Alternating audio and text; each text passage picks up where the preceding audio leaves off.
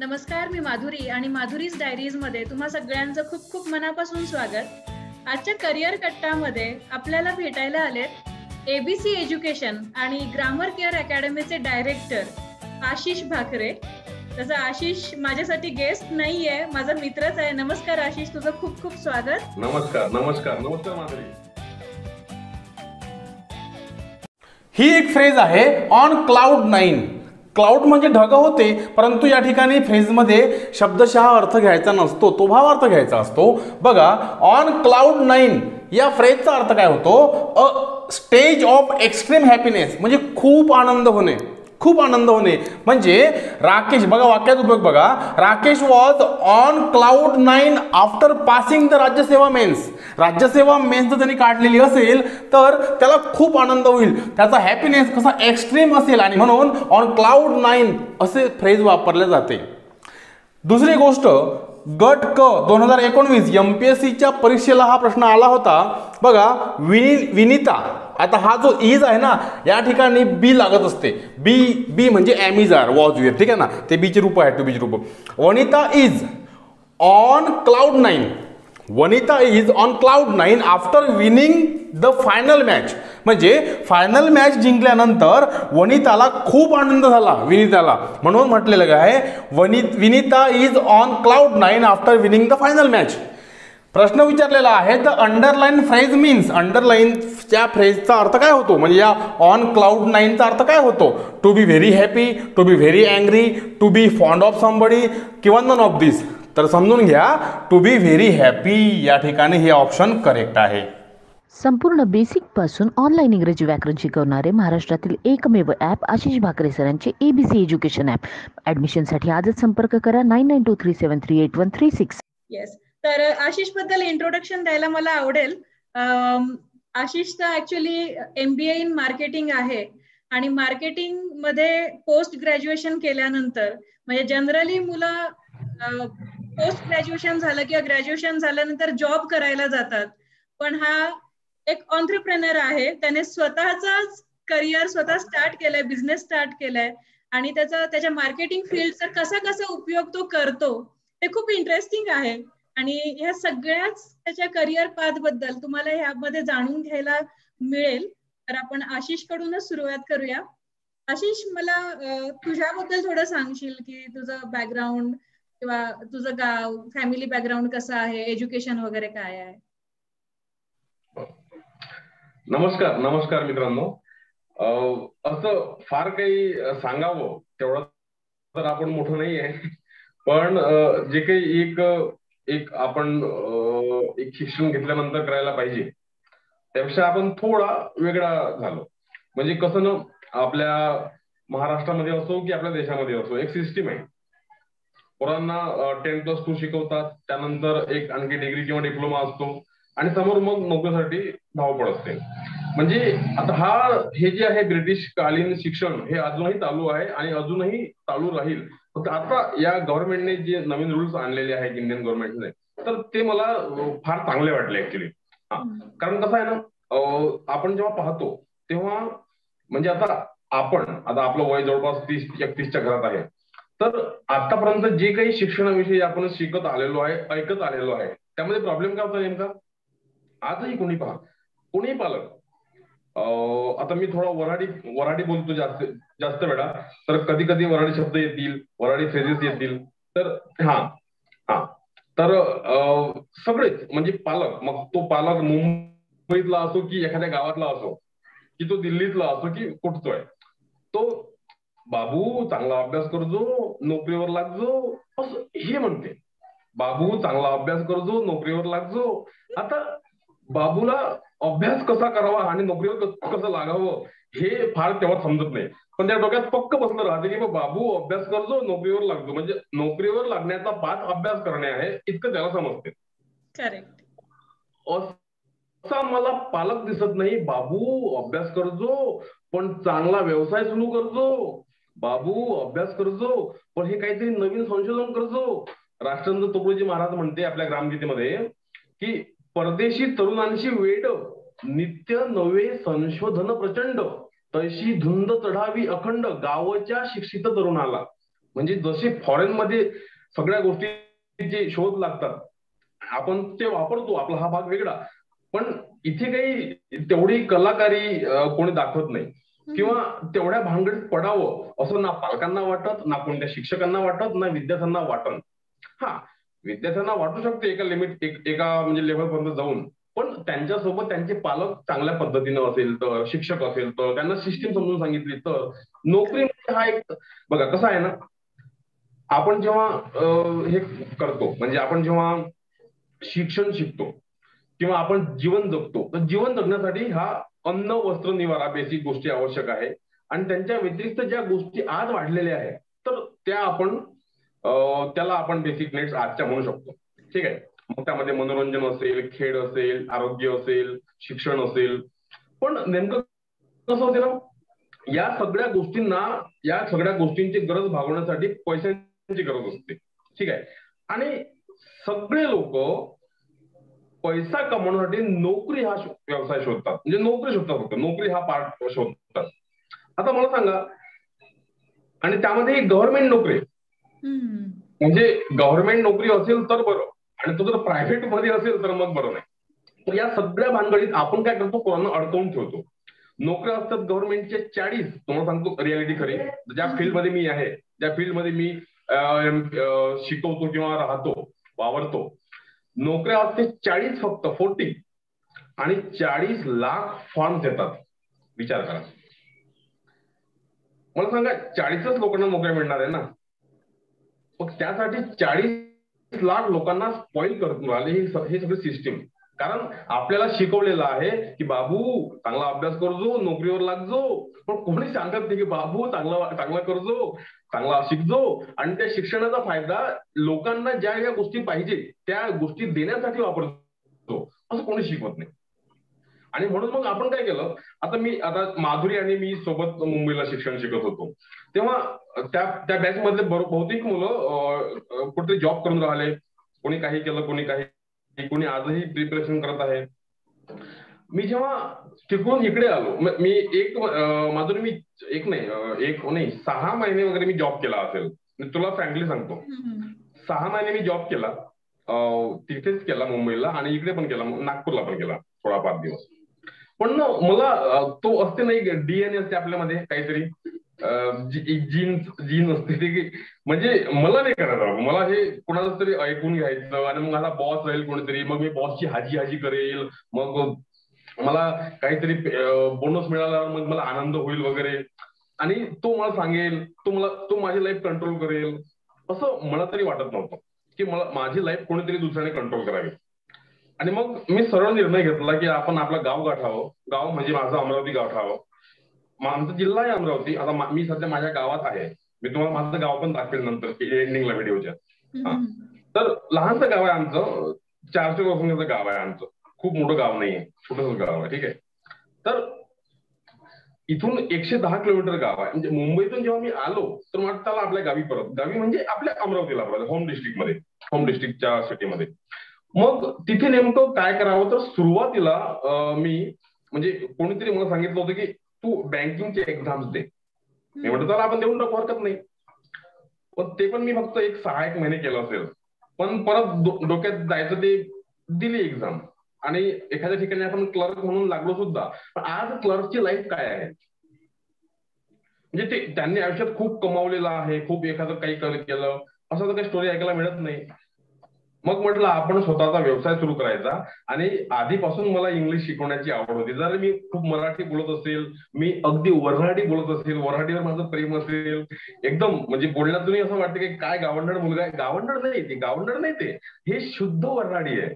म्हणजे एक चाल आहे आपल्याकडे, एक पुण्याचा बोलणारा शुद्ध बोलतो आणि गावातला अशुद्ध बोलतो. ते शुद्ध अशुद्ध नसते भाषेमध्ये. ते आपल्या भाषेवरचं प्रेम आहे रे, त्या भागातलं भाषेवरचं प्रेम. आपण जर टिकवली नाही तर दुसऱ्या पिढीपर्यंत ही भाषा जाणार नाही. आणि आता आम्ही जास्त कट्टर झालो ऍक्च्युली.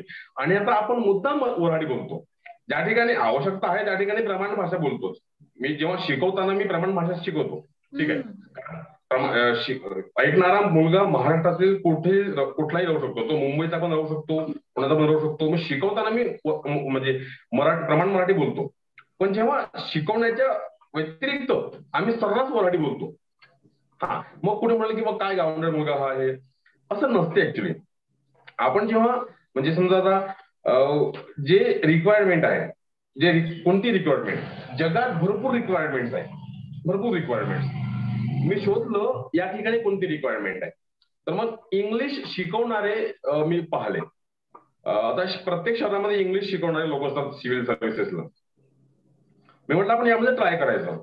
आणि मग ऍक्च्युली माझं शिक्षण गावातच झालं माझ्या 4थी पर्यंत, ठीक आहे. आणि नंतर मग 5वी ते मॅट्रिक पर्यंत माझं झालं मामाच्या गावाला, जरूडला, वसंतराव नाईक हायस्कूल जरूड. त्यानंतर 11वी 12वी मी वरुडला शिकलो आणि ग्रॅज्युएशन मी केलं अमरावतीमध्ये. प्रतिभाताई पाटील आहे ना आपले माजी राष्ट्रपती, त्यांच्या कॉलेजमध्ये, हा त्यांच्या कॉलेजमध्ये अमरावतीला. आणि मग मुंबईला आलो होतो MBA करायला.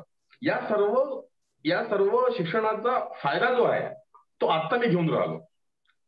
हा, कारण मला बरेच लोक म्हणतात की तू MBA झाला, तू MBA केलं, मार्केटिंग मध्ये केलं ते पण, आणि मग शिक्षण कसं काय, म्हणजे जॉब कसा काय हा करतो किंवा व्यवसाय कसा काय हा करतो, मग तुझं ते शिक्षण वाया गेलं काय, तुझे पैसे लावलेले पूर्ण वाया गेले काय.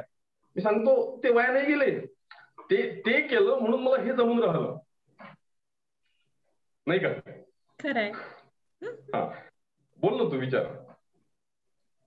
आणि मग मी काय केलं, ग्रामर केअर अकॅडमी नावाची एक संस्था सुरू केली इंग्लिश शिकवणारी. सुरुवात केली होती आमच्या 2 रूम पार्टनर्स पासून. रूम करून राहायचो, त्यांना शिकवायचो. त्यांना आधी 6-1 महिने मी घरीच शिकवलं, 4-5 महिने घरीच शिकवलं. मग म्हटलं याला व्यवसाय करावा, बाहेर नेलं, हॉल केला, पण हॉलमध्ये पण 2च मुलं होते. मग त्या 2 मुलं 2014 मध्ये 2 मुलांना शिकवलं. आणि जेव्हा मी स्टार्ट केलं तेव्हा मी पण एकदम स्ट्रॉंग होतो इंग्लिशमध्ये असं पण नाही. तुला माहिती आहे माधुरी मी कसा होतो इंग्लिशमध्ये. तर आता कसं मग सुरू केलं तेव्हा 2 लोक होते. पण आज 2020च्या काळामध्ये आपण आपलं ऑनलाईन ऍप सुरू केलं. ऑफलाईन ग्रामर केअर अकॅडमी ही संस्था चालवते आणि ऑनलाईन मध्ये आपण ABC education app, Ashish Bhakare creativity, ABC stands for Ashish Bhakare creativity. तर ABC एज्युकेशन ऍप तर्फे आपण आता अखिल महाराष्ट्रामध्ये पोहोचलो. भरपूर लोक आज ABC एज्युकेशन ऍप वापरत आहे. त्यामध्ये मग विविध कोर्सेस आहे ग्रामरचे, ते सगळं डिटेलमध्ये मी सांगणार नाही. म्हणजे ज्याला ज्या स्तरावरचं इंग्लिश पाहिजे, मग एखाद्याला प्रायमरी पाहिजे, म्हणजे प्रायमरी आहे 4 ते 7 साठी, एखाद्याला सेकंडरी पाहिजे तर 8 ते 12 ते वेगळ्या लेवलला शिकवलेलं आहे, एखाद्याला फुल ऍडव्हान्स पाहिजे, पूर्ण समुद्रात पोहायचा आहे ग्रामरचे त्याला, तर मग तो ऍडव्हान्स कोर्स घेईल. असं ते सगळे विविध कोर्स, आणि यानंतर सुद्धा विविध कोर्सेस येत राहील. आता इथपर्यंत माझा जर्नी आहे माझ्या शिक्षणाचा. आणि जे आपण MBA मध्ये शिकलो मुंबईला, ऍड कशी करावी किंवा मार्केट व्हॅल्यू काय असते, आपली व्हॅल्यू कशी ओळखावी, प्रॉडक्ट कसं विकावं, त्या सगळ्या गोष्टींचा फायदा मला आता होत आहे. म्हणजे ते जे मी शिकलो त्या गोष्टींचा फायदा मी माझ्या आयुष्यामध्ये घेतला आणि स्वतःच्या बिझनेससाठी घेतला, याचा आनंद आहे. खरंय खरंय. झाला माझा परिचय, खूप मोठा झाला काय? नाही खूप नाही, हे एवढं विस्तारित रूप चालेल आपल्याला, कारण की मुलांना पण कळेल की कुठून सुरुवात केली आशिषने आणि आता कुठपर्यंत पोहोचलाय. एक प्रेरणा स्त्रोत होऊन जातो. कारण की सगळ्यात महत्वाचं काय आहे ना, कॉन्फिडन्स, जो बऱ्याचदा खेड्यातल्या मुलांमध्ये नाही जाणवत. म्हणजे त्यांना असं वाटतं ना की मला प्रमाण मराठी बोलता येत नाही किंवा मला इंग्लिश बोलता येत नाही, म्हणजे मी काहीच करू शकत नाही. म्हणजे हा जो न्यूनगंड असतो ना बऱ्याच मुलांमध्ये, तो म्हणजे आपल्या ह्या कदाचित डिस्कशनमुळे त्यांचा तो नाहीसा होईल, ऍटलीस्ट होईल. म्हणजे एका मुलाला जरी झाला नाहीसा तो न्यूनगंड, तरीही आपल्या या कन्व्हर्सेशनचा फायदा झाला समजू आपण. खरंय. मग मला सांगशील, ज्यावेळेला तू ग्रामर केअर अकॅडमी 2 विद्यार्थ्यांसोबत स्टार्ट केलंस, तर ते तू कोणत्या लेवलसाठी शिकवायला सुरुवात केलंस? आय गेस तू कॉम्पिटेटिव्ह एक्झाम्सना स्टार्ट केलं होतंस. हा, आता तेव्हा कसं आहे, म्हणजे आता हा झाला 7 वर्षापूर्वीची गोष्ट ही. समजा जेव्हा मी सुरू केलं तर ते माझे 2 रूम पार्टनर्सच होते. एक आमचा प्रफुल आणि एक जीवन भाकरे, प्रफुल भाकरे. आम्ही सोबत टाकायचो, त्याच लोकांना शिकवायचो. आणि मग जो बाकीचे मुलं त्या रूमवर यायचे वगैरे, मी म्हटलं आपण याला जर मार्केटमध्ये नेलं, आणि मला पोरांनी सांगितलं, सर म्हणे तुम्ही मार्केटमध्ये या, तुमची गरज आहे आणि ज्या पद्धतीने मी शिकवायचो ना, मी बरोबर मला माहिती आहे कसं शिकवायला पाहिजे, मला माहिती आहे कोणाला काय सांगायला पाहिजे, मला काय टाळायला पाहिजे, तर ते मला आधीपासून जमतो ऍक्च्युली. मग मी यांना शिकवायचो. मग यांनी मग यांच्याच मित्रांना सुरुवात केली, तेही फ्री सगळं. म्हणजे एकदम तेव्हा मग असं वाटते 800 रुपये फी होती माझी तेव्हा, 800 रुपये फी. हा, आणि मला त्यावेळेस माझं असं होतं की मला फी कोणी दिली काय आणि नाही दिली काय तो मला फरक पडत नव्हता, पण माझ्या क्लासला येऊन बसावं आणि मार्केटमध्ये सांगावं की बाबा हा चांगला शिकवतो, नवीन पोरगा हे ते, म्हणजे एकदम माझ्यापेक्षाही मोठे. म्हणजे मी तेव्हा होतो 24 वर्षांचा. आणि माझे विद्यार्थ्यांच्या डिपार्टमेंटची जेव्हा मी बॅच सुरू केली, मग काही डिपार्टमेंटमध्ये काम करणारे अधिकारी असो, कर्मचारी असो, ते सगळे मॅरिड लोक, सगळे माझ्यापेक्षा मोठे लहान, हे सगळे त्या ठिकाणी विद्यार्थी माझे जुडले होते. तर मला असं होतं की पैसे द्या तसं नाही, मिळाले तर माझा कोणीच पॉईंट तो. पण ऍटलिस्ट तुम्ही नाव घ्या माझं मार्केटमध्ये. आता आपण बरंच मार्केट कव्हर केलेलं आहे, अमरावती शहरातलं सुद्धा, विदर्भातलं सुद्धा, आणि आता तर या ऑनलाईनच्या निमित्ताने पूर्ण महाराष्ट्रभर आपण जवळपास पोहोचून राहिलो. हा, म्हणजे एकदमही फार मोठं झालं आज काम असं म्हणता येणार नाही, पण ते बऱ्यापैकी चालू आहे. आणि आता या कोरोना काळामध्ये जास्तीत जास्त प्रसार होत आहे. हो, म्हणजे तू तुझे टार्गेट्स कम्प्लीट करू शकतोयस ऍक्च्युली. बिलकुल बिलकुल बिलकुल. एका वेळेला सगळं आपण कव्हर नाही करू शकत, पण जे छोटे छोटे टार्गेट्स आहेत ते तुझे पूर्ण होत आहेत. 100%. जसं म्हणजे कसं ना, जेव्हा यामध्ये पण एक फेज अशी आली होती की जेव्हा ऑफलाईन क्लासेस गव्हर्नमेंटने बंद केले, म्हणजे कोरोना काळामध्ये ते स्टॉप झाले आमच्या सगळ्यांचे, सगळे व्यवसाय त्यांचा ठप्प बसला. आणि पोरांच्या एक्झाम समोर होत्या, आम्हाला शिकवायला पर्याय नव्हते. आता हे झूम मीट वगैरे तेव्हा झालं ना, हे सगळं या काळात जास्त याला झालं असं. ह्या तर आधी हे होतच हे सगळं, पण आपण त्याचा फायदा घ्यायचो नाही, आपल्याला माहितच आहे ना. बरोबर. आता या लॉकडाऊन मुळे काय झालं, हे सगळे पर्याय समोर आले, आणि म्हणून मग आपणही एबीसी एज्युकेशन ऍप्लिकेशन तयार केलं आणि त्या माध्यमातून मग पोरांना आता शिकवणं सुरू केलं. तर चांगलं आहे सगळं. आणि कसं आहे, ते जे लॉकडाऊन जेव्हा लागलं म्हणजे गेल्या मार्चमध्ये, मार्च एप्रिल मे, अगदी बाकीचे लोक जसे डिप्रेशन मध्ये गेले तसं मी पण गेलो होतो. म्हणजे काय होईल होतं, क्लास तर बंद झाले, सेव्हिंग कुठपर्यंत पुरणार, हा प्रश्न हा आहे.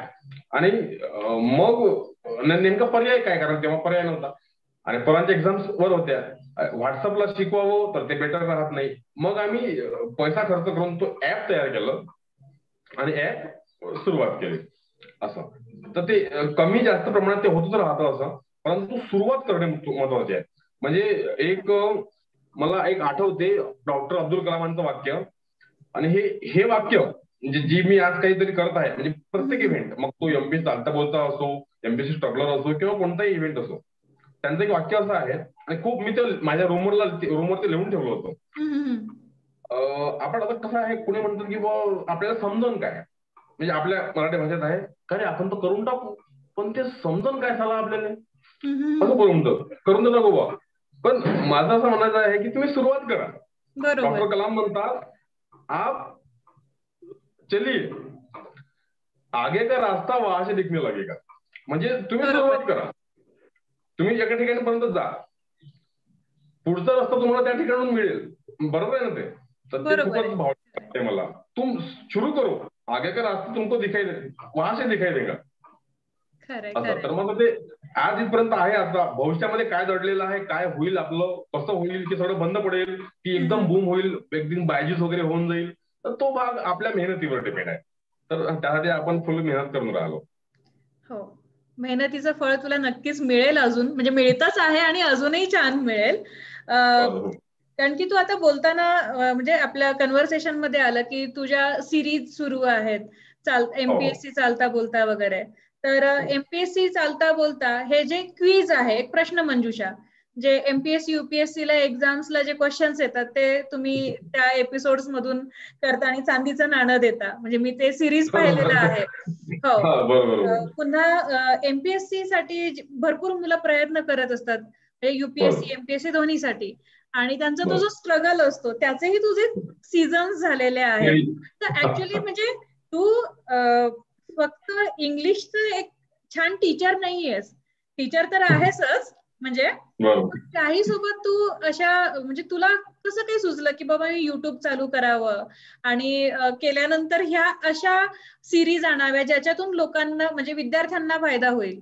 चालता बोलता असं तर विद्यार्थ्यांना फायदा होतोय आणि एमपीएससी स्ट्रगलर मधून ती एक व्यथा मांडली जाते थोडक्यात. बरोबर. हो. तर ती संकल्पना तर सांगशील जरा.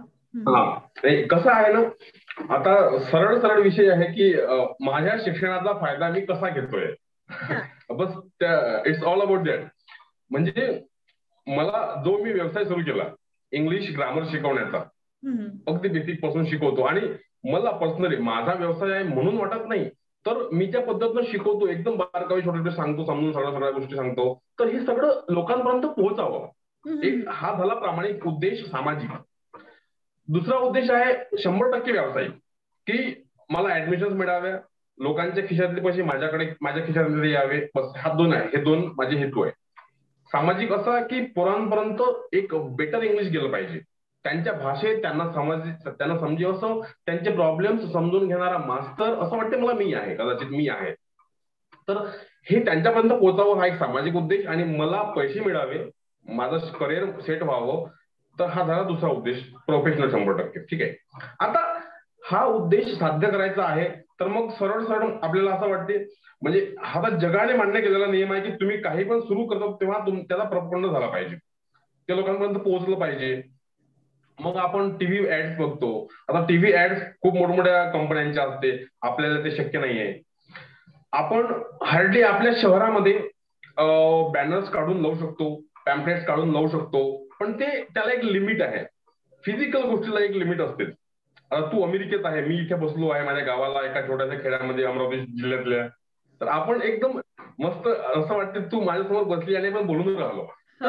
याला फिजिकल डिस्टर्बन्स काही नाहीये, बस आपण सुरू केली मीटिंग आणि आपण बोलून राहिलो. बरोबर. हा फिजिकल डिस्टन्स आपण आयुष्यामध्ये पूर्ण कव्हर करू शकत नाही. कारण मी पाहिलेलं आहे आता आमच्या शहरामध्ये जे काही लोक आहे 20-25 वर्षांपासून शिकवून राहिले इंग्लिश ग्रामर, तर तेही एका लिमिट पर्यंत आलेले आहे. ठीक आहे.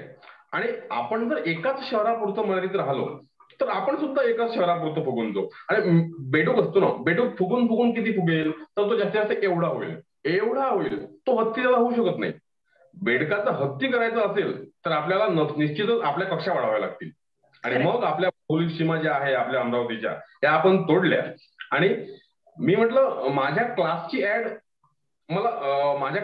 ऍड अमरावतीत तर होच, पण ती पूर्ण महाराष्ट्रामध्ये हो. कारण महाराष्ट्रातल्या म्हणजे प्रत्येक जिल्ह्यातल्या पोरांनी ऍटलिस्ट मला जाणावं, समजून घ्यावं, म्हणजे त्यांनी फिजिकली माझ्या अमरावतीमध्ये येऊन क्लास लावावे, माझा हा उद्देश कधीच नव्हता. पण ऍटलिस्ट त्यांनी माझं नाव घ्यावं, त्यांच्यापर्यंत बेटर शिक्षण पोहोचावं. आणि मी सांगतो राहतो माझ्या क्लासमध्ये की तुम्ही मास्तरांना प्रश्न विचारून सोडा. तुम्ही जर त्या ठिकाणी 5,000 रुपये पे करून राहिले तर तुमचं कर्तव्य आहे, तुमचं ते एक अधिकार आहे सरांना प्रश्न विचारण्याचा. आणि नेमकं काय होतं ना, जुन्या पिढीसोबत नेमकं काय होते, तुम्ही जुन्या पिढीतल्या शिक्षकांना प्रश्न विचारा, त्यांच्या जीवावर येते म्हणजे त्यांना राग येतो. ते जरी असे बोलत असले की बाबा विचारा, पण त्यांना एक असं ऑड वाटते, चालेल यांनी विचारला आपल्याला प्रश्न आणि समजला नाही तर आला नाही तर हा त्यांच्यामधला प्रॉब्लेम आहे, इगो आहे. आणि माझ्या पिढीतले किंवा आपल्या पिढीतले जे शिक्षक लोक आहेत, आम्ही बिनधास्त सांगतो पोरांना की बाबा 100% कोणीच परफेक्ट नसते. म्हणजे अगदी आपल्याला पण 100% मराठी बोलता येत नाही, आपली मराठी बोलता येत नाही एकदम 100% नाही बोलतो आपण. असे काही वर्ड्स आहे, फ्रेजेस आहे मराठीतल्या की ज्या नाही समजत. राज्यसेवेला मराठीचे काही पॅरेग्राफ्स येतात, राज्यसेवा पेपर असतो ना गॅझेटेड, त्यामध्ये मराठीचे काही पॅरेग्राफ्स असतात. जर ते पॅरेग्राफ चांगल्या मास्तरांनीही वाचले तर त्यांना मराठी समजणार नाही, इतकी मराठी कठीण असते. मग आपण बोलत नाही का मराठी, आपले व्यवहार होत नाही का मराठीत, आपण सर्वात बोलतो. तसं इंग्लिश आहे. इंग्लिश आम्ही कितीही शिकू, कितीही अभ्यास करू, काहीही करू, पण 100% येईलच अशी अपेक्षा नाही करायची. कारण कसं आहे, अगदी तुम्ही अमेरिकेत जा, तुम्ही इंग्लंडमध्ये जा, तुम्ही त्यांना काही इंग्लिश प्रश्न विचारा इंग्लिशमध्ये तर नाही सांगणार. कारण परफेक्ट कोणीच नसतो. एखादा मास्तर आहे मॅथ वर्ग सांगा किंवा कोणत्या प्रश्न विचारा, त्याला होऊ शकते एखादा त्याला प्रश्न येणार नाही. जे लोक इतर विषय शिकवतात त्यांना 100% येईलच असं नाही. आणि हे प्रामाणिकपणे मान्य करायला पाहिजे, शिक्षकांनी मान्य करायला पाहिजे किंवा बेटा मला हा प्रश्न समजून नाही राहिला, याचं उत्तर तुला मी उद्याला देईल किंवा परवाला देईल, पण देईल 100%. आणि नेमकं माझं पोरांना काय आवडते की हे बोलणं आवडते की सर तुम्ही हे पण सांगता म्हणते की तुम्हाला ह्या गोष्टीमध्ये प्रॉब्लेम आला, येतोच ना एखाद्या वेळेस आपल्याला येऊ शकतो. तर हे सगळ्या गोष्टी आपण सांगितल्या पाहिजे पोरांना. तर या पिढीचं काय होतं ना, ती पिढी समोर नाही येऊ शकली, ती पिढी त्याच ठिकाणी राहिली, त्यांचा बेडूक फक्त फुगला पण एका शहरापुरता फुगला. मला असं वाटायचं की माझा हत्ती व्हावा आणि म्हणून त्या गोष्टीसाठी मी सोशल मीडियाचा उपयोग म्हणजे वापर करणं मला योग्य वाटलं. मी फेसबुकवर पण पोस्ट त्या संदर्भात पोस्ट लिहितो, व्हॉट्सअपला पण टाकतो. मग आता असं वाटलं की आपण युट्यूबवर जर आपण काही व्हिडिओ टाकले, काही उपक्रम घेतले तर आपण त्यांच्यामध्ये आपले ऍड टाकू शकतो. शेवटी आलं ते सगळं मार्केटिंगवर. आपल्याला जे मार्केटिंग मध्ये शिक्षकांनी शिकवलं किंवा जे शिकलो आपण वाचलं त्या संदर्भात काहीतरी तेव्हा करायचं होतं, आता आपण ते इम्प्लिमेंट करून राहिलो.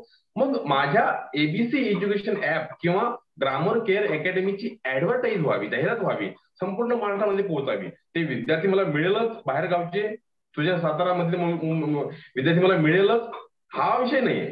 सातारापर्यंत माझं नाव जावं आणि त्या ठिकाणी माझं नाव घ्यावं, माझा एक इतका उद्देश होता.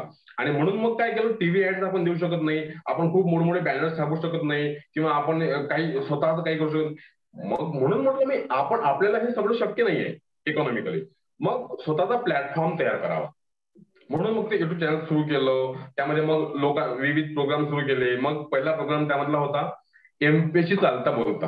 नाव एमपीएससी, पटकन ते क्लिक होते, एमपीएससी चालता बोलता जे दूरदर्शनला यायचे ना ते ऍड, ते पहिले ते दूरदर्शनवरती यायचं. हा पण त्यांचा कॉन्सेप्ट वेगळा होता. आता तर त्यांच्या व्ह्यूपेक्षा आपल्याला जास्त व्ह्यू आहे ऍक्च्युली. तर त्यांचा असा कॉन्सेप्ट होता की ते कोणतेही प्रश्न विचारायचे, घरगुती प्रश्न, महाभारतातले प्रश्न, इकडचे तिकडचे प्रश्न. मी म्हटलं याचं आपल्याला काम नाहीये, आपल्याला काम आहे एमपीएससीचं. आणि म्हणून ते नाव ठेवलं एमपीएससी चालता बोलता. ते खूप गाजले व्हिडिओ, खूप लोकांनी पाहिले. आम्ही तेव्हा 11 जिल्ह्यांमध्ये फिरलो. 2018 मध्ये पहिला प्रोग्राम सुरू केला होता आम्ही. मग आम्ही स्पॉन्सरशिप घेतली इतर लोकांचे, वेद अकॅडमीचे वगैरे समजा अमरावती मधल्या. तर त्या ठिकाणी आम्ही गेलो, स्पॉन्सरशिपने काम हळूहळू हलका होऊन जाते आपल्या पैशात. मग आम्ही तिकडे गेलो, लोकांना प्रश्न विचारले, लोकांनाही म्हणजे इतका आनंद झाला. आम्ही त्यांच्या लायब्ररीत जायचो, प्रत्येक शहरामध्ये जायचो, लायब्ररीत जायचो, क्लासेसला भेट द्यायचो. माझा लहान भाऊ, चुलत भाऊ आहे माझा तो, तर तो आणि मी आणि आमची टीम पण होती. मग त्यांना प्रश्न विचारायचो, तो एक जीवन अँकरिंग करायचा, सगळं मी काम करायचो. मी फोटोग्राफर मीच होतो स्वतः, म्हणजे दाढी वाढून घेतली होती मी, मला कोणी ओळखलं पाहिजे नाही म्हणून, आणि मी फोटोग्राफर होतो, सगळं मीच करायचो. आणि तो अँकरिंग करायचा. मग प्रश्न काढणं असो, त्याला व्हेरीफाय करणं असो, एडिटिंग करणं असो, त्याची ऍडव्हर्टाईज करणं, सगळ्या गोष्टी आम्ही करायचो फोनवरच. पण फायदा असा होता की त्यामध्ये आमची ऍड होती, माझी ऍड होती. ते चाललं, लोक ओळखायला लागले, लोक मग फोन करायला लागले, मला व्हॉट्सअपला मेसेज टाकायला लागले, सर आम्ही तुमचा व्हिडिओ पाहिला, तुमच्याकडे शिकायचं आहे पण आम्हाला शक्य नाही येणं, आम्ही सर मुंबईचे आहोत किंवा पुण्याचे आहोत पण तुमच्याकडून शिकायचं आहे. मग मी युट्यूबला व्हिडिओ टाकणं सुरू केले, काही पूर्ण नाही, पूर्ण कोर्स टाकू शकत नाही आपण, पण जे काही वाटते ते टाकू शकतो आपण, ते टाकले. त्यानंतर मग असं वाटलं की अरे लोकांना आवडते आपण उपक्रम सुरू केलेले. आणि मग काय व्हायचं ना, मी तसा शिक्षक तर आहेच, पण मी जास्त विद्यार्थी हाडलेला शिक्षक आहे. म्हणजे अगदी कोणताही पोरगा सहज मला फोन करू शकतो, सहज माझ्या रूमवर येऊन मला क्वेश्चन विचारू शकतो, किंवा सहज सर कुठं चालताय चहा प्यायले असं म्हणू शकतो. एकदम ते भाऊ खाऊ शिक्षक होणं मला नाही परवडणार आहे आणि तो माझा स्वभाव पण नाही. आणि मग म्हणून इतकं फ्री फ्रँक होतो ना, मग पोरं माझ्या रूमवर यायचे, मग त्यांच्या काही कथा व्यथा सांगायचे, कधी कधी उसने पैसे मागायचे. मी त्यांची लाईफ पाहायचो की बाबा यांची लाईफ मध्ये स्ट्रगल आहे, आणि ते स्ट्रगल आपण पण भोगलेलं आहे, आपण पण कधीतरी भोगलो होतो. आणि आजही अडचणी येतात, असं नाही भरपूर अडचणी आजही येतात, पण त्या एका लेव्हलच्या अडचणी असतात, त्या आता बेसिक नसतात त्या. हा, तर मग यांची लाईफ आपण पडद्यावर दाखवावी का हे आपल्याला माहित आहे, यांच्या घरच्यांना दाखवावी का? कारण अपेक्षा असं असतं घरच्यांचा की बाबा याने अभ्यास सुरू केला मग तो लागलाच पाहिजे नोकरीवर. असं नाही ना, ते अभ्यास करणारा प्रत्येक माणूस नोकरीवर लागतो असं नसते. मग अशी अपेक्षा घरच्यांची असते, शिक्षकांची असते, सगळ्यांची असते, मित्रमंडळींची, नातेवाईकांची जास्त अपेक्षा असते. पण प्रत्येक जण नोकरीवर लागणारच आहे असं नाहीये. मग म्हणून हे निदान हे समाजाला कळावं, निदान हे घरच्यांना कळावं, नातेवाईकांना कळावं. नातेवाईकांचीही मुलं नोकरीवर नसतात, पण नातेवाईकांना टोमणे मारण्यात खूप आनंद होतो आपल्याला. हा असं, पण ते असं तो खूप मोठा मुद्दा येतो. मग त्या दरम्यान मी 3-1 वर्षापूर्वी 2-3 वर्षापूर्वी स्ट्रगलर साला म्हणून एक वेब सिरीज आहे विजू मानेंची, त्यांनी तयार केलेली. त्यामध्ये कुशाल बद्रिके होता, बाबा चव्हाण, माझा आवडता हा संतोष जुईकर होता. तर त्यांनी मस्त रंगवलं ते पात्र. तर त्यांनी एक स्ट्रगलर साला म्हणून एक वेब सिरीज तयार केली.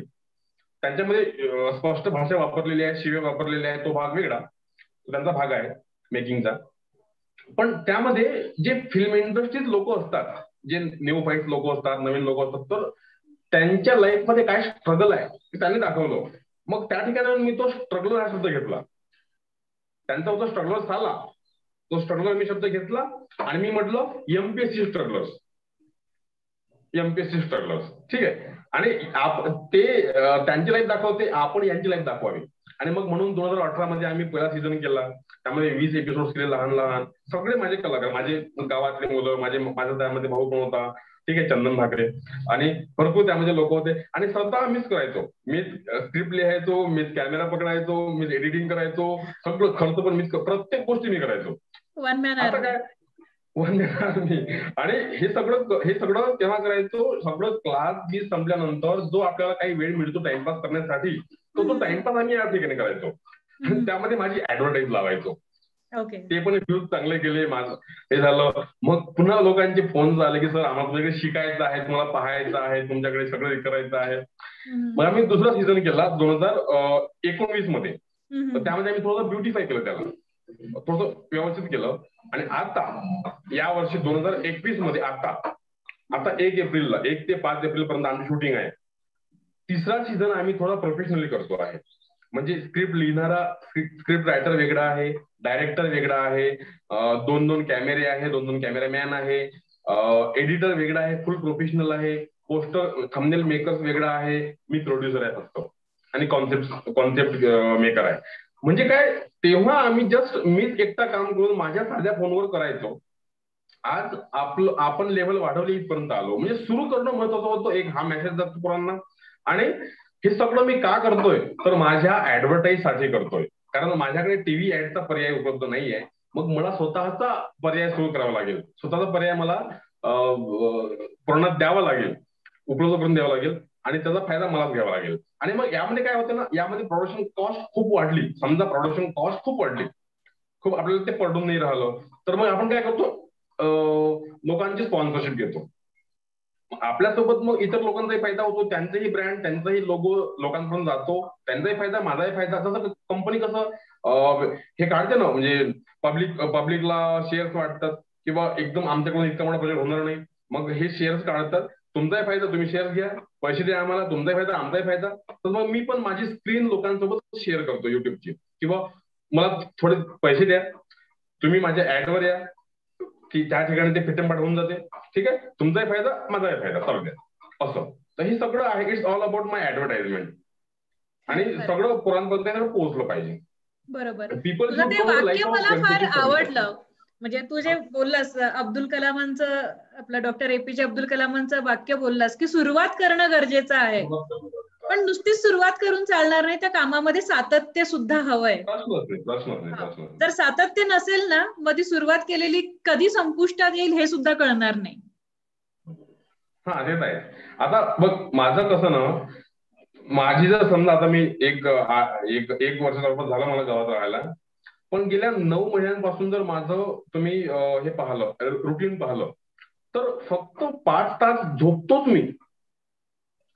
झोपण्याचे 5 तास वगळले असता, जेवढे काही तास उरतात दिवसातले, तेवढे तास मी काम करत असतो. मग आता असं नाही की बाबा मी फक्त शिकवण्याचं काम करतो, इथे पण मी वन मॅन आर्मीच आहे. स्वतःच शूट करतो माझ्या फोनवर, स्वतःच एडिटिंग करतो, स्वतःच नोट्स काढतो, स्वतःच कॉम्प्रेस करतो. अपलोड करायला गावामध्ये रेंज नसते, तर रात्री मला 2-2, 3-3 वाजता मला माझे व्हिडिओज अपलोड करावे लागतात. आणि सगळ्या गोष्टी एकटा करतो, कारण टीम नाहीये इथे, ऑफिस नाही, गावामध्ये माझं ऑफिस नाहीये, ऑफिसमध्ये लोक नाहीये. मग त्या सगळ्या लोकांचं जे काम असतं ना ऑफिसच्या, सगळं एकटा करतो आणि त्यामुळे काय होते, बिलकुल 18-19 तास मला सतत बिझी राहावं लागतं, सतत. म्हणजे जेवणही करताना मी काहीतरी एडिट करत राहतो. हो. आणि ना मला सातत्य प्रेक्षकांना टिकवणं खूप सांगायला आवश्यक ना, आहे. मला प्रेक्षकांना सांगायला अजून एक आवडेल, म्हणजे एक चांगला शिक्षक किंवा जसं तो त्याचं marketing skills plus YouTube channel जे चालवतोय, म्हणजे त्यातून त्याचं म्हणजे आपण म्हणू शकतो की त्याची ऍडव्हर्टाइजमेंट आहे, अर्निंग आहे, बऱ्याच गोष्टी आहेत, किंवा दुसऱ्यांपर्यंत पोहोचणं, हे खूप महत्वाचा टास्क आहे. पण त्याही पेक्षा तो समाजसेवा सुद्धा करतो. हे माहित नाही मला की किती लोकांना माहिती आहे. तो तुकडोजी महाराजांना आणि गाडगे महाराजांना फार मानतो. त्याचा एक टी क्लब आहे, तुकड्यादास क्लब, आणि तो त्याच्यातून खूप ऍक्टिव्हिटीज करत असतो. आणि त्याचा मित्र परिवार पण तसाच आहे. म्हणजे त्याचे फॉलोअर्स जे आहेत ते सुद्धा त्याच्याच स्वभावाचे आहेत आणि ते सुद्धा ते करत राहतात काम. हे खूप चांगली गोष्ट आहे. बरोबर. आमचा म्हणजे राष्ट्ररत्न तुकडोजी महाराज आणि गाडगे बाबा, बघ कसं आहे ना, सगळ्यात एक गोष्ट मी ऑब्झर्व केली लहानपणापासून, जी लोक खूप शिकलेली असतात ना, ते कशाला तरी घाबरत असतात नेहमी. ते घाबरतात कशाला तरी, आणि बिलकुल मग त्यांना कोणीतरी घाबरवलं की मग ते होम हवन करतात, मग ते पूजापाठ करतात, ते ब्राह्मणांकडून डेट पाहतात प्रत्येक गोष्टींच्या. आता मी लग्न केलं, माझं लग्नही ब्राह्मणाने काढलं नाही. माझ्या लग्नात ब्राह्मण नव्हता, आणि मी स्पष्टपणे सांगितलं की मला माझ्या लग्नाला, ब्राह्मण म्हणजे एक जातीचा माणूस नाही ग, ब्राह्मण म्हणजे एक ती वृत्ती, ते एक प्रथा, ते नको. ब्राह्मण सुद्धा माझे मित्र आहे खूप सगळे, तो भाग वेगळा. पण हे जे हे आहे म्हणजे ब्राह्मणी प्रथा वगैरे आहे, त्या आपण झुगारून दिल्या. आणि या झुगारून दिल्याला एक कारण, सगळ्यात मोठं कारण म्हणजे तुकाराम महाराज, तुकडोजी महाराज, गाडगे बाबा, तर ही सगळे लोक आहेत. आणि तुकडोजी महाराज आणि गाडगे बाबा हे विदर्भातले आहे, विदर्भातले संत आहेत, आणि खास आमच्या होम डिस्ट्रिक्टचे आहे, अमरावती मधले आहे. ठीक आहे. आणि आता त्याला अमरावती किंवा विदर्भ इतकं पुरतं मनात ठेवून चालणार नाही. पण मला सांगतो तुला, आध्यात्मिक नॉलेजने लोकांना फक्त एक टाइमपास होतो.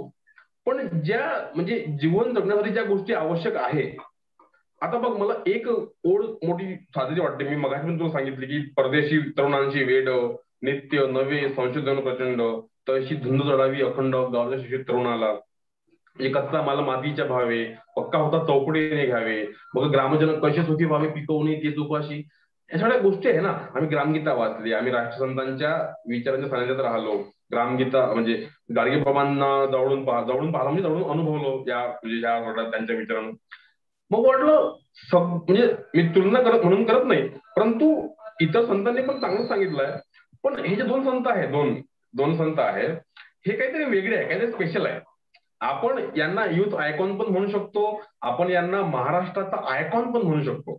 आणि यांनी अध्यात्मात फार न पडता, म्हणजे तुकडोजी महाराजांचं खूप सांगायचं खूप जास्त झालं. म्हणजे ते जे लिहायचे, बोलायचे, राहायचे, वागायचे, या सगळ्यांना राजेंद्र प्रसाद म्हणजे आपले पहिले राष्ट्रपती यांनी पाहिलं आणि त्यांनी म्हटलं की बाबाजी तुम तो संतही नाही, तुम राष्ट्रसंत हो. मग त्यांच्या सगळ्या गोष्टी आहेत, त्या सगळ्या गोष्टी त्या मंडळीत आपण पडणार नाही, त्या पूर्ण डिटेल जाणार नाही. मी सांगतो की हे दोन संत मला खूप भावले. आणि तुम्ही अमरावतीमध्ये या, तुम्ही विदर्भात या दोन संतांना मानणारे लोक खूप आहेत.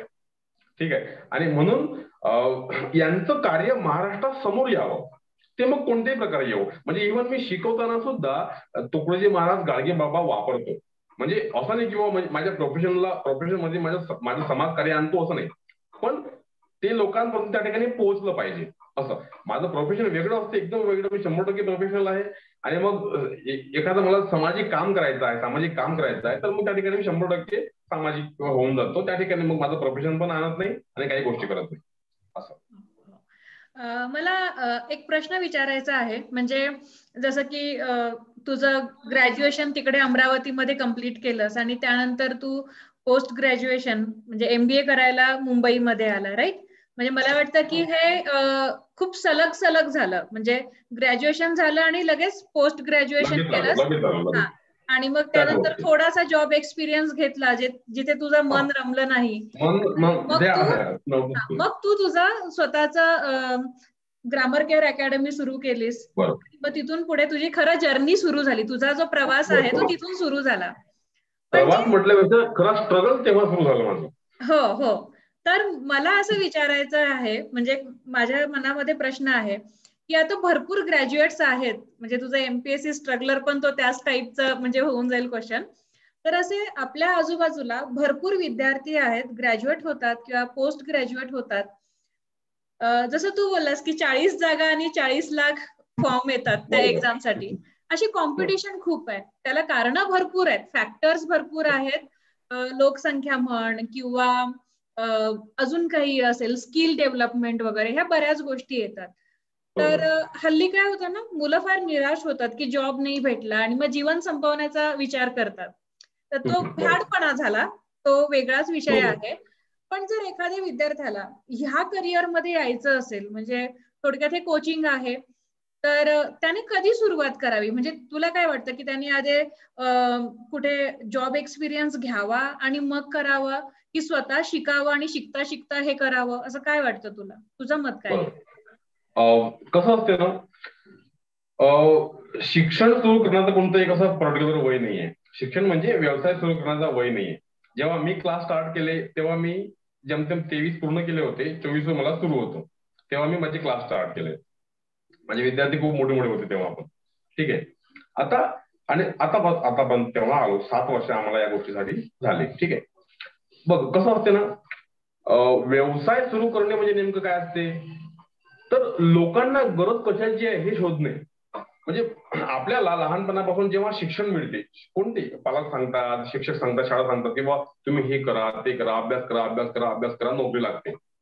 पण त्यांनी जर किंवा आजही ती चूक सुधारली आपण आणि सांगितलं गेलो पोरांना की बाबा तुम्ही मार्केटमध्ये बघा काय कशाची गरज आहे. आता कोडिंगची गरज आली तर कोडर्स जास्त बनून राहिले, ज्या फेट आलं कोडचं कोडिंगचं तर सगळं कोडिंग करून राहिले. पण आधी कोडिंग नव्हतं, आधी मग बाकीच्या गोष्टी होत्या. मग आता ज्या लोकांना टीचिंग सुरू करायचं आहे, पर्टिक्युलर आपण टीचिंगवर बोलू, ज्यांना टीचिंग सुरू करायचं आहे त्यांनी नेमकं काय करायचं, तर आधी विचार करा की तुम्ही बेस्ट कशामध्ये आहे. म्हणजे काय होतं ना, बरेच लोक महाराष्ट्रातले बरेच शिक्षक खास करून स्पर्धा परीक्षांमधले, यांच्यामधला एक असा पॉइंट मला थोडा हास्यास्पद वाटतो की ते सगळे विषय शिकवतात. म्हणजे एमपीएससीला मराठी येतं, इंग्लिश येतं, त्यामध्ये भूगोल, इतिहास, राज्यशास्त्र, समाजशास्त्र, त्यामध्ये मॅथ, रिझनिंग, भरपूर गोष्टी त्यामध्ये येतात. 14-15 विषय त्यामध्ये टोटल असतात. कोणी शिक्षक लोक हे सगळे विषय शिकवतात. म्हणजे तो इंग्लिश पण शिकवतो, तो मराठी पण शिकवतो, तो मॅथ पण शिकवतो, तो राज्यसेवा पण शिकवतो. हे असं नका करू. याने काय होऊन जाईल, एक प्रश्नचिन्ह तुमच्यावर उद्भवेल की चला हा इतका शिकवतो मग हा का नाही लागला नोकरीवर. म्हणजे आम्ही का नाही लागलो याला कारण आहे.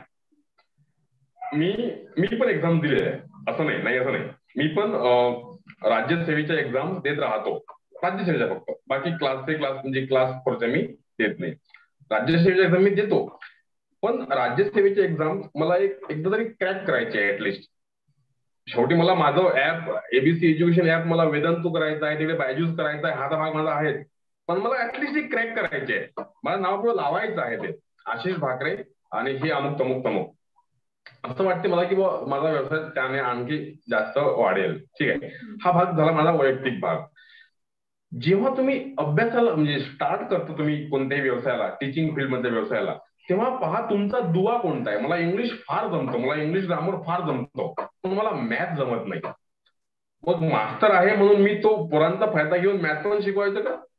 मी माझ्यापुरतं मॅथ करू शकतो, पण मी शिकवू शकत नाही. मला मला या राज्यशास्त्रामध्ये खूप इंटरेस्ट आहे, पॉलिटिकल सायन्स या विषयात खूप इंटरेस्ट आहे. मी आवडीनं वाचत राहतो इतकं की मी शिकवू शकतो. पण मी काही आता शिकवलं पाहिजे का? ते नाही शिकवलं पाहिजे. मी इंग्लिशमध्येच जास्त काहीतरी म्हणजे इनोव्हेशन करून ते शिकवलं पाहिजे. मी केलं पण इनोव्हेशन. मी आधी एक बॅच घ्यायचो, आता मी त्याचा प्रायमरी कोर्स वेगळा केला, सेकंडरी वेगळा केला आणि ऍडव्हान्स कोर्स वेगळा केला. त्यानंतर PYQ म्हणजे प्रिव्हियस इयर क्वेश्चनचा कोर्स वेगळा केला. समोरचे माझे कोर्सेस आहे कॉमन एररचे कोर्सेस. नंतर एक कोर्स येणार आहे फ्रेजेस अँड एडियम्स वर. म्हणजे मी काय केलं, मी त्याला सेग्रिगेट करून टाकलं. म्हणजे इंग्लिशचे इतकेही तुकडे होऊ शकतात आणि ते आपण चांगल्या पद्धतीनं विकू शकतो, लोकांपर्यंत पोहोचू शकतो आणि त्याचा खास लोकांना फायदा होऊ शकतो हे मी समजलो. म्हणजे मग मी काय केलं, इतर विषय शिकवण्याच्या भानगडीत न पडता माझ्याच विषयाला मी कॉन्सन्ट्रेट केलं आणि फक्त मी मराठी शिकवणार समोर. कारण मराठी आणि इंग्लिश ग्रामर जवळपास सारखं आहे आणि खास तर मला मराठी लिटरेचरमध्ये इंटरेस्ट आहे. खास मी मराठी लिहितो, लेख लिहितो, काही कविता लिहितो, काही गोष्टी लिहितो, त्यामध्ये प्रसंग आता आम्ही एमपीएससी स्ट्रगलरचे स्क्रिप्ट लिहून राहिलो. मला लिहिण्यात खूप इंटरेस्ट आहे मराठीच्या. तर मराठीत इंटरेस्ट पण आहे चांगले. मला जवळपास म्हणजे पैकीचे पैकी मी मार्क्स पण मराठीमध्ये कमवू शकतो आणि म्हणून मी समोर मराठी सुरू करेल. मराठीत सुद्धा मी असे विषय आणेल. पण भाषा हे फक्त भाषेच्या अंतर्गत मोडते, मराठी आणि इंग्लिश. तर आयुष्यभर मी 2 विषय शिकवत राहील. मला जरी इतिहासमध्ये किती मार्क्स असले, इतिहासमध्ये मला जवळपास 90 मार्क्स राहायचे 100 पैकी, ठीक आहे. मग म्हणून इतिहास मी शिकवायचं का नाही, मी तेवढं माइंड माझं तिकडे डायव्हर्ट नाही करायला पाहिजे. मी मराठी शिकवेल आणि इंग्लिश शिकवेल, बस माझं संपलं. पॉलिटिकल सायन्स शिकवायला मी विषय शिक्षक ठेवेल, त्यांना पण जॉब मिळेल, आपलंही काम चांगलं होईल आणि तो विषय शिक्षक फक्त त्याच एका भागावर कॉन्सन्ट्रेट करेल. आपण काय करतो ना, आपण सगळं शिकवायला पाहतो, सगळं करायला पाहिजे. हे चुकीचं आहे. टीचिंग फील्डमध्ये येणाऱ्यांनी आपली स्किल ओळखावी. नसेल स्किल, नाही समजत असेल तर सोडून द्यावं. कारण आपण जेव्हा शिकवतो तेव्हा कोणाचं नुकसान झालं नाही पाहिजे याची काळजी घ्यावी. हा, आणि सातत्य ठेवणं, सतत अभ्यास करत राहणं. आता आपण इंग्लिश इतक्या वर्ष शिकून राहिलो, पण तरीही मी रोज काही ना काही शिकतच असतो. आजही शिकतो आणि आयुष्यभरही शिकत राहील. नवनवीन गोष्टी विद्यार्थ्यांना द्याव्या असं समजायला पाहिजे. इतकं प्रामाणिक हेतू असावा.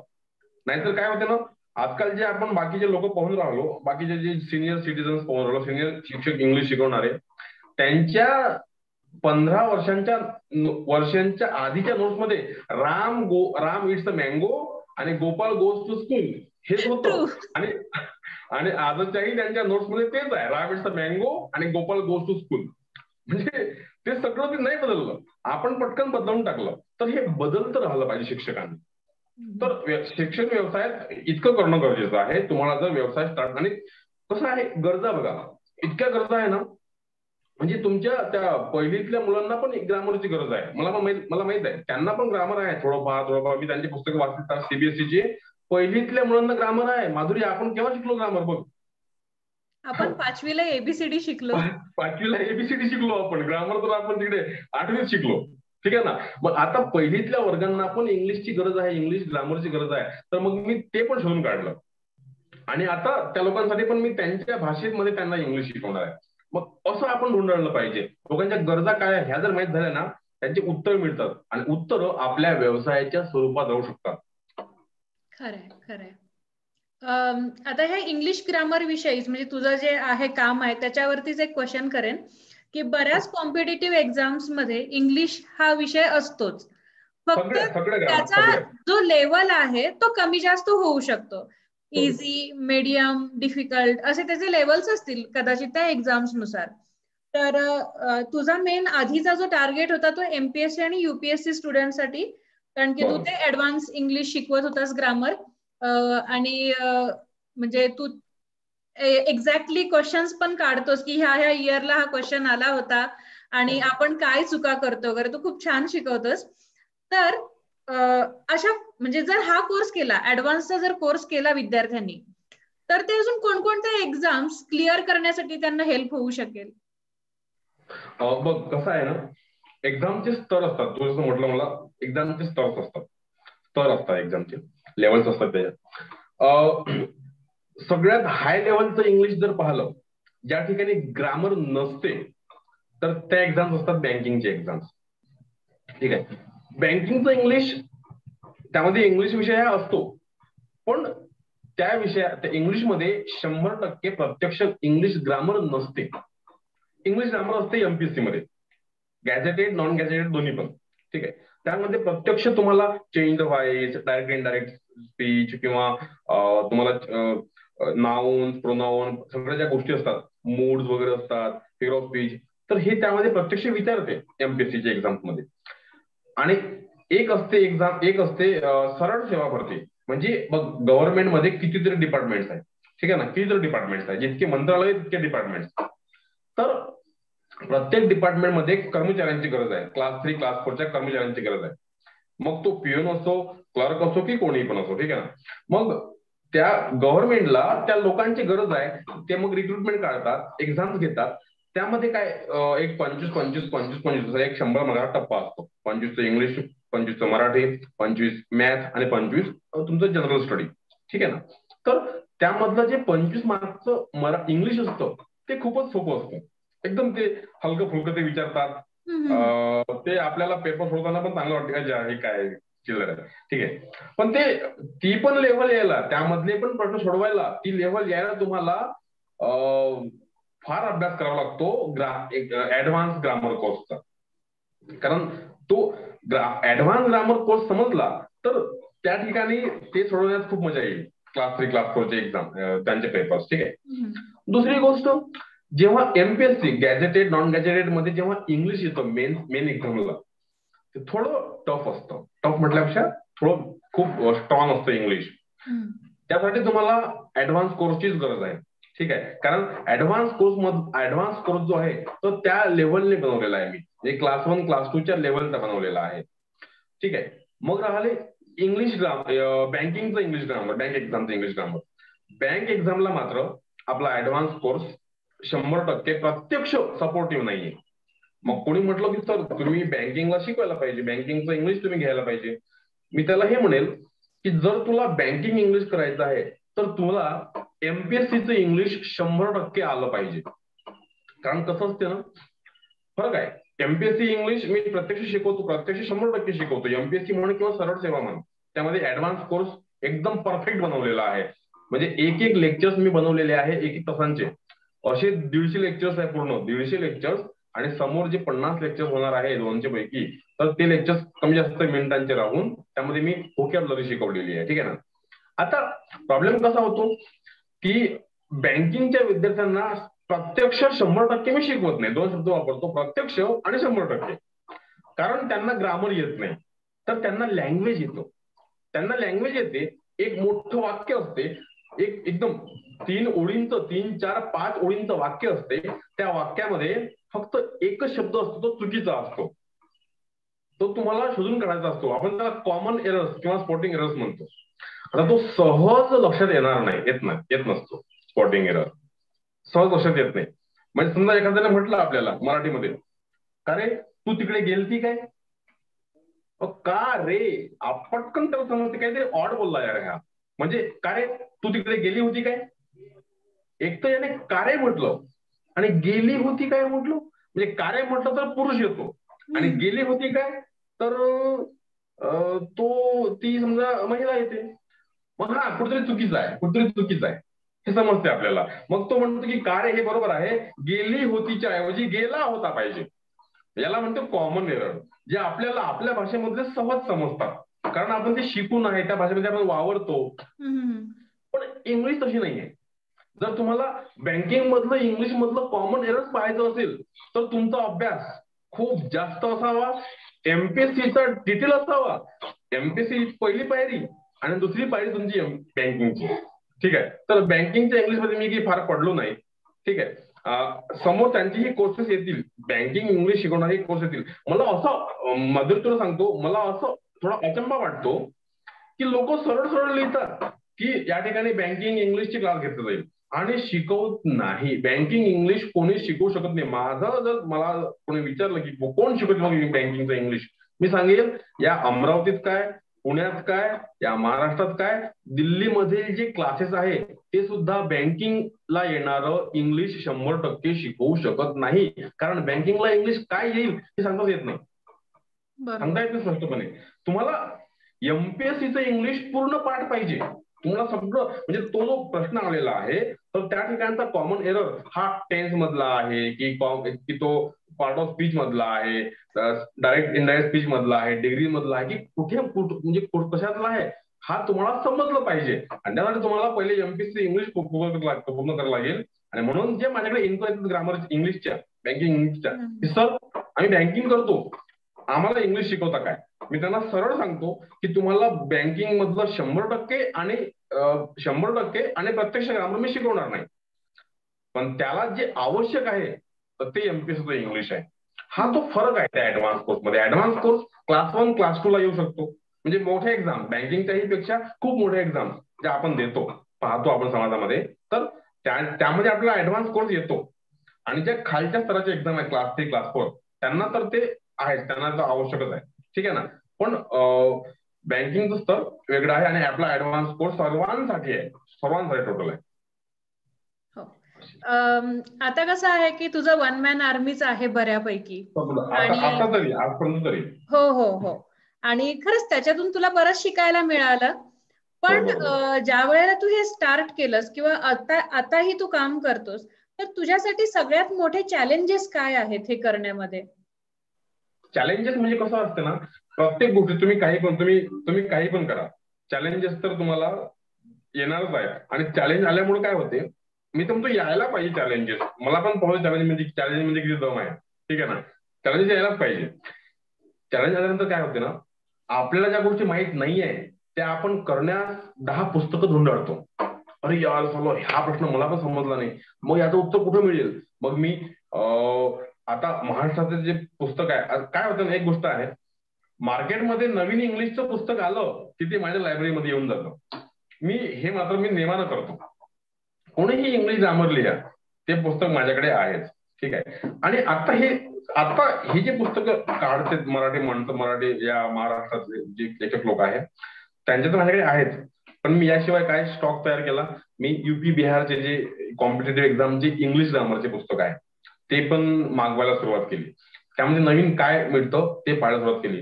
तर मी असं आपल्याला कमी जास्त समजत नाही, तुलना मला करायची नाहीये 2 लेखकांची किंवा 2 स्टेटची. पण तुला मी खरं सांगतो, जे तिकडच्या पब्लिकेशनची किंवा तिकडच्या लेखकांची पुस्तकं असतात ना, ते खूप डीपली असतात. त्यामध्ये एक एक गोष्ट पूर्ण कव्हर केलेली असते, असे ते बरोबरचे नसतात. महाराष्ट्रातलेही काही पुस्तकं आहेत ज्यामध्ये खूप डीप शिकवलेलं आहे, ते पण आहेत त्यांच्या लेव्हलला. मी टीका म्हणून करत नाही किंवा मी तुलना म्हणून करत नाही, पण त्यांची पुस्तकं एकदम डिटेल असतात. मी त्यांची पुस्तकं वाचायला सुरुवात केली आणि जे प्रॉब्लेम्स यायचे मी त्यातून तर सोडवतो. ल्युसन वगैरे पुस्तकं आहे. तर हे प्रॉब्लेम्स असं येतात की एखादा पोरगा काय करतो, एखादा प्रश्न पटकन पाठवून देतो. कोणी मग टेस्ट पण घेतं आपली, म्हणजे ज्यांच्याकडे नंबर गेला माझा, तर याची फिरकी घेऊ आपण, याला येते काय. जर त्याने मला दिवसातून भरपूर प्रश्न येतात, सर याचं उत्तर काय, त्याचं उत्तर काय. ज्यांचं उत्तर मी देऊ शकतो त्यांचं उत्तर देतो, ज्यांचं मला येत नाही त्यांना मी स्पष्टपणे सांगतो की सर याचं उत्तर मला पण येऊन नाही राहिलं, पण तुम्हाला उद्यापर्यंत उत्तर मिळून जाईल तुमचं. मी असं करतो. हा एक प्रॉब्लेम आहे आणि हा मला असं वाटते हा आपल्या व्यवसायावर थोडा बॅड इम्प्रेशन टाकणार आहे की बुवा याला येत नाही काय. मग तुम्ही ज्याला येते 100% तो मला माणूस धुंडाळून सांगा, पटकन नाही येणार असं नसते, ठीक आहे ना. प्रॉब्लेम असा येतो मग कधी कधी आपण खूप ऍडव्हर्टाइजमेंट करतो, मग इन्क्वायरीज एखाद्या वेळेस फार कमी येतं, एखाद्या महिन्यात ऍडमिशन होत नाही किंवा एखाद्या आठवड्यामध्ये ऍडमिशन होत नाही, किंवा मग पोरं विचारतात की सर फी खूप तुमची जास्त आहे, मग आम्हाला फी कमी करून द्या. पण जेवढी आपल्याला फी कमी करून देता येते आपण तेवढी करू शकतो, पण त्यापेक्षा आपण खाली येऊ शकत नाही अजिबात, कारण आपला मेंटेनन्सचा कॉस्ट असतो. म्हणजे एक जर कोर्स तुम्ही घेतला तर तुम्ही जर तो वर्षभर कोर्स पाहिला तर त्याची कॉस्ट इथे मला पे करावी लागते. म्हणजे त्याचं मी बिल भरतो गुगल फायरबेस, गुगल प्ले स्टोअरचं ते जे असतं सर्व्हर वगैरे, तर गुगल तुम्ही बिल भरतो मला भरावं लागते. तर हे प्रॉब्लेम्स येतात की पोरं कमी पैशामध्ये मागतात. मग कोणी नवीन असलं किंवा कोणी जवळ असलं त्याला आपल्याला तो कोर्स फ्री पण अवेलेबल करून द्यावा लागतो. प्रॉब्लेम्स येतात की आता आपलं बॅकग्राऊंड मराठी आहे, एकदम वराडी बॅकग्राऊंड आहे, एकदम खेड्यातलं आहे, तर ज्या फ्रेजेस आहे इंग्लिश मधल्या फ्रेजेस वगैरे तर त्या शिकण्यास प्रॉब्लेम येतो. पण मी त्यावर काम करून राहिलो, खूप जास्त प्रमाणात फ्रेजेस पाठ करणं, त्याचा वापरणं, वापरापूर्वी कुठे समजत नाही पण ते विद्यार्थ्यांसमोर वापरतो आपण. बाकीचे प्रॉब्लेम फक्त ऍडमिशन मध्ये येतात. मग कोणी असा विचार करते की सर मग आम्ही हे ऍडमिशन करतो, मग तुम्ही 100% अवेलेबल राहाल का, हो तेव्हा फोन उचलाल का, हो तेव्हा कराल का. मी म्हणतो हो ठीक आहे, पण जर कोणी नाही उचलला आपण उचलू शकलो मग ते लोक बदनामी करतात, हा एक प्रॉब्लेम येऊ शकतो.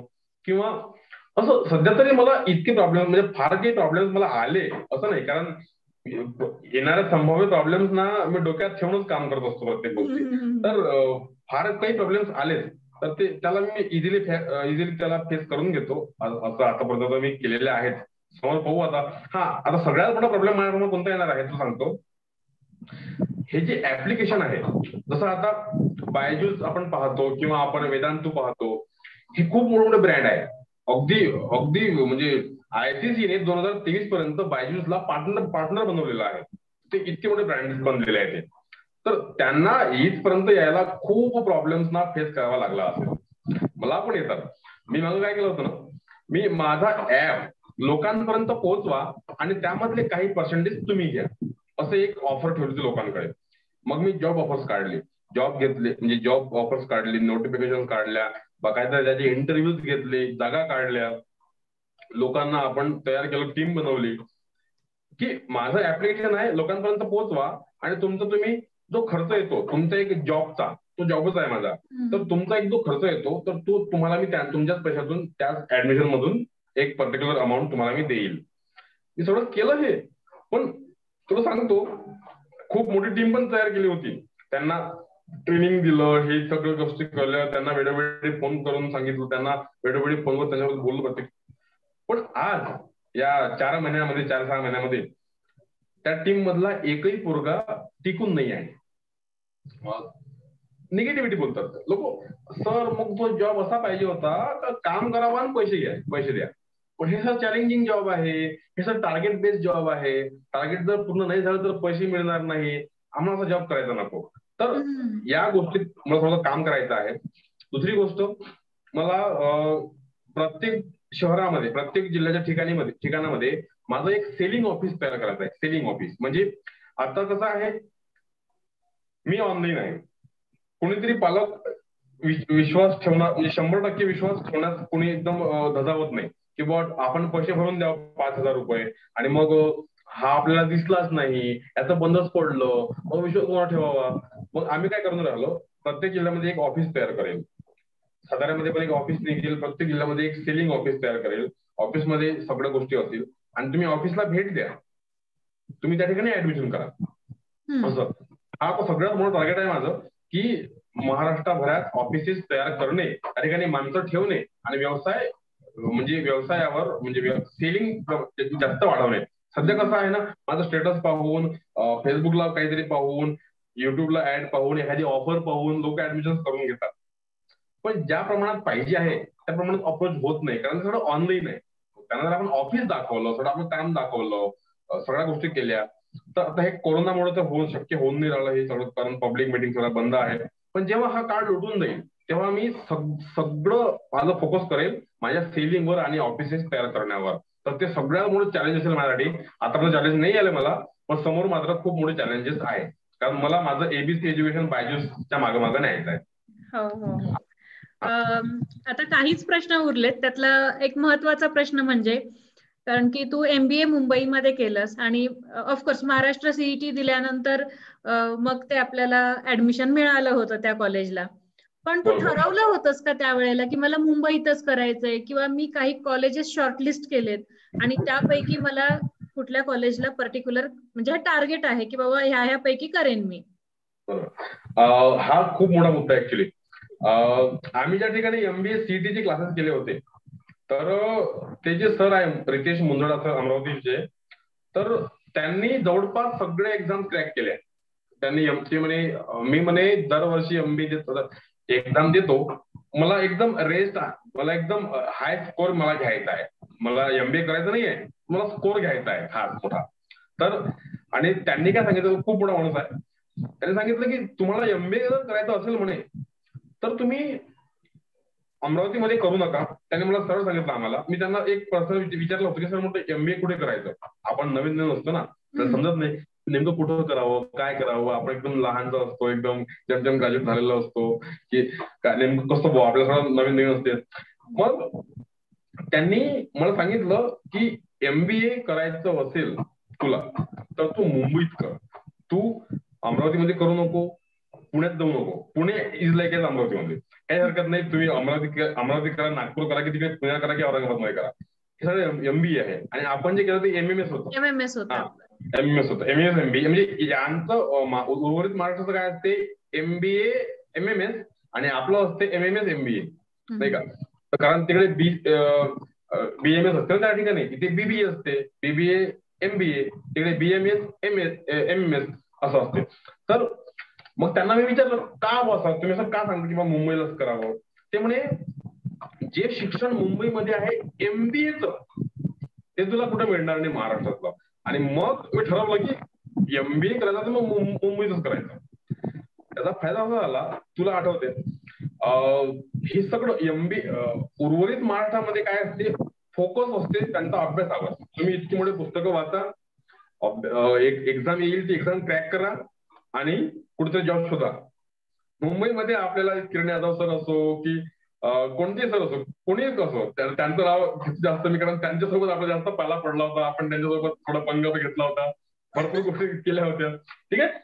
तर मुंबईमध्ये फक्त 2 विषय असतात, म्हणजे हार्डली 3 विषय असतात. एक विषय पहिल्या वर्षी असतो तुमच्या विद्यापीठाचा, आणि 2 विषय असतात लास्ट इयरला. 3 विषय असे असतात, फक्त 3 विषय असतात मित्रांनो MBA मुंबईत जर केलं तर विद्यापीठाचे.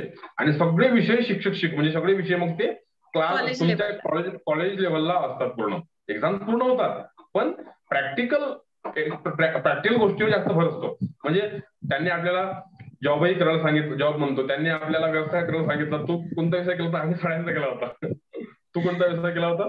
आम्ही साड्यांचाच केला होता. आम्ही पण साड्यांचा. मला वाटते आपण एकाच टीम मध्ये होतो का? नाही, आपली टीम वेगळी होती आणि आपला 10-10 जणांचा ग्रुप होता. 1000 पर पर्सन काढून मग भांडवल क्रिएट झालं आणि मग आपण ते बिझनेस केला होता त्यातून. म्हणजे जेवढे त्या ठिकाणी शिकवले जाते ऍक्च्युली, आणि त्यामध्ये पण कॉलेज चांगलं असावं ना, तो आहेच प्रश्न मुंबईतला खास. पण हे तिकडचं कसं असतं ना मुंबईचं, ते बिलकुल प्रॅक्टिकल शिकवतात तुम्हाला. एक्झाम मध्ये चांगले मार्क्स मिळालेच पाहिजे हा फोकस त्यांचा कमी असतो, पण तुम्ही मार्केटमध्ये जाऊन काम केलं पाहिजे. तुम्ही मार्केटमध्ये जेवून शोधलं पाहिजे काय गोष्टीची अरेंजमेंट आहे. आम्हाला पहिले टार्गेट होतं प्रत्येक घरोघरी जाऊन साड्या विका मुंबईमध्ये. एकतर मुंबई ती, आणि त्या ठिकाणी घरोघरी जाऊन साड्या विकणं, ते थोडं चॅलेंजिंग होतं. ते पण आम्ही केलं. तो राहुल होता ना, तो कश्यप वगैरे, आम्ही ते पण केलं आम्ही लपून. आणि ते पण केलं, शिया पण खाल्ल्या सगळ्या गोष्टी. आणि त्यानंतर आपण ऍडव्हर्टाईज क्रिएट केल्या होत्या, आठवते ते? तेव्हा माझ्याकडे फोन नव्हता, माझ्या साधा फोन होता, सिम्पल फोन होता माझ्याकडे. तुमच्या सगळ्या लोकांकडे तो फोन राहायचा, मोठा फोन सगळं हे. त्यामुळे व्हिडिओ निघेल, मी इतरांच्या व्हिडिओ मध्ये करायचो. माझा फोन ऍक्च्युली खराब झाला होता, मी लहानसा फोन घेतला होता. पण तेव्हा पण आम्ही दुसऱ्यांच्या फोनमध्ये ऍडव्हर्टाईज तयार करायचो, आपण सेलिंग करायचो, काही विकायचो, विकत राहायचो, काही प्रत्येक गोष्टीचे सांगायचे. आपल्याला जे होते काय म्हणते ते होते दिल्लीची धिंगरा मॅडम, धिंगरा ते शिकवायची. ते म्हणे धिंगरा मॅडम, आठवते तुला धिंगरा? नाही, माझा IT होतं ना, सेकंड इयरला असतील मे बी तुला. तर आम्हाला धिंगरा मॅडम म्हणजे दिल्लीची होती ती.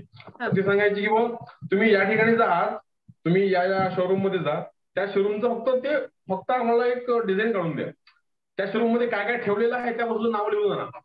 इतके सगळं म्हणजे त्या आपल्याला शिकवायची की बघ रिटेल मध्ये कसं करायचं प्रेझेंटेशन, कोणती वस्तू कुठे ठेवायची, इथपासून तर विकायचं कसं, बोलायचं कसं, सगळ्या गोष्टी शिकवायचे. मग या सगळ्या गोष्टींचा अनुभव जो असतो ना, प्रॅक्टिकल अनुभव, तो उर्वरित महाराष्ट्रात मिळत नाही. तो फक्त मिळतो तो मुंबईतच. तो अगदी पुण्यात पण मिळत नाही, तो मिळतो मुंबईतच. आणि सरांनी आम्हाला सांगितलं होतं, अगदी तसंच घडलं पण. ते म्हणून मुंबई मी चूज केली. आणि दुसरी गोष्ट कसं, मला एक आकर्षण होतं मुंबईला, म्हणून मुंबईला शिकू, काहीतरी नवीन पाहू, काहीतरी नवीन ट्राय करू. आणि मुंबईचा जॉब करायचा हे मी कधीच ठरवलं नव्हतं.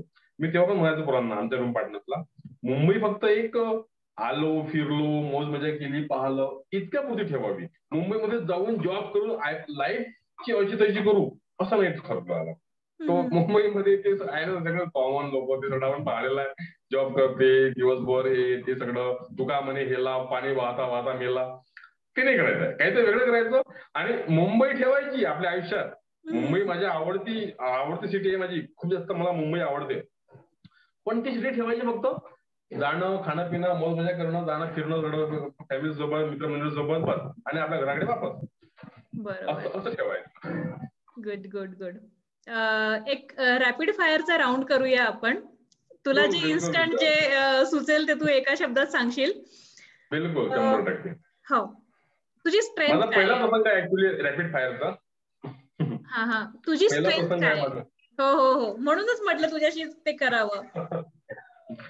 बोल ना. तुझी स्ट्रेंथ काय आहे? पॉझिटिव्हिटी. तुझा वीकनेस काय आहे? विकनेस, अच्छा माझा विकनेस ना, मी अजूनही फ्लुएंटली इंग्लिश बोलू शकत नाही. ओके. तुझा छंद काय आहे? मी लिहितो. ओके. तुझा बिगेस्ट फिअर काय आहे? भीती कशाची वाटते तुला? ती रॅपिड फायर पटकन द्यावं लागेल उत्तर आहे ना. मला भीती वाटते माझ्या बाबाची. ओके. तुला सगळ्यात जास्त आनंदी काय बनवतं? म्हणजे तू मला प्रश्न विचारला कशाची वाटते ना, हा, कोणाची वाटते हे सांगितलं नाही नाही. नाही हा, कोणाची याचं उत्तर आहे बाबा, आणि कशाची याचं उत्तर आहे अनसिक्युअर लाईफची. Okay okay. तुला सगळ्यात जास्त हॅपीनेस कशातून मिळतो? मला ना लिहिण्यातून खूप जास्त हॅपीनेस मिळतो, फेसबुक वरती पण. अच्छा. तुझा फेवरेट पास टाइम काय आहे? फेवरेट पास टाइम समीक्षा सोबत फिरलेलो वगैरे. Good good. असला पण पाहिजे. आणि ते पण लपून फिरलेलो. हा. आता तर काय राजरोसपणे फिरशील रे, झालं ते गेले दिवस. बरोबर. जर तुला नेक्स्ट व्हिडिओ साठी कोणाला टॅग करायचं असेल त्यांचा इंटरव्ह्यू घेण्यासाठी, तर तू कोणाला करशील? तेजस्वी बारपते. ओके चालेल. मग आपण तेजस्वीला नंतर कॉन्टॅक्ट करू नक्कीच. बिलकुल. आणि खूप छान उत्तरं दिलीस तू, आणि नक्कीच खूप इन्फॉर्मेटिव्ह आपलं सेशन झालं. सगळ्यांना फायदा होईल आणि करून घ्यावा हीच इच्छा आहे. एका लोकांना झाला तरी मला आनंद आहे. हो. तेच, आपल्यापासून एक जरी विद्यार्थी किंवा पालक जे पण कोणी आहे, एकही कोणी इन्स्पायर झाला आणि त्याने त्याच्या आयुष्यात चांगलं केलं, तर आपल्यासाठी अचिव्हमेंट आहे ती. बरोबर. आणि तू तुझा इतका बहुमूल्य वेळ मला दिलास, त्यामुळे तुझे खरंच खूप खूप आभार आशिष. आभार कशाचे ग, ऍक्च्युअली माझं कर्तव्य होतं हे, आणि तू सांगितलं मग ते यावंच लागेल. नाही, थँक्यू सो मच. आणि तुझ्या ह्या बिझनेससाठी, तुझ्या व्यवसायासाठी जे पण काही तू वेगवेगळ्या क्रिएटिव्हिटी करतोस, तुझं नावातच आहे आशिष भाकरे क्रिएटिव्हिटी, तर ह्या तुझ्या सगळ्या करिअर पाथला माझ्याकडून खूप खूप शुभेच्छा. थँक्यू, धन्यवाद. Thank you so much. काळजी घे आणि हो. करत राहा. तुझ्या पण चॅनलला शुभेच्छा माझ्या, आणि तू पण भरपूर लोकांपर्यंत हे खास काम करते आहेस. तुझं पण अभिनंदन आणि शुभेच्छा. Thank you so much.